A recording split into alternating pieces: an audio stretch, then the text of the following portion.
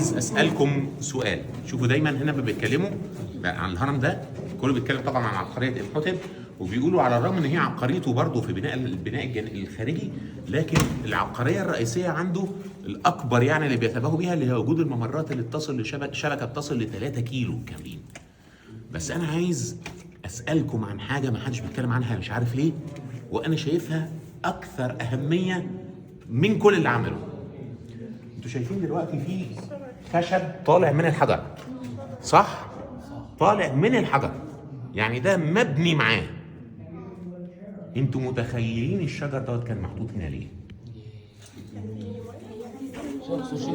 ايه؟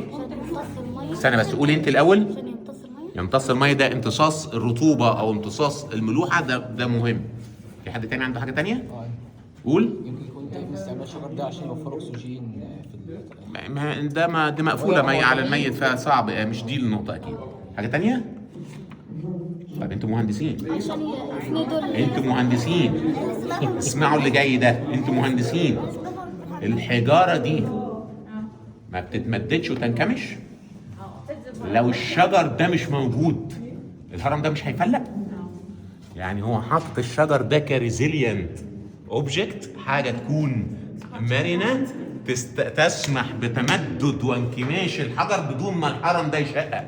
زي ما بنيجي نعمل الكوبري ونقوم حاطين في الكوبري كمهندسين فواصل ما بينه وبين بعضه علشان لما الحجر بتاعه يتمدد الكوبري ما يوقعش.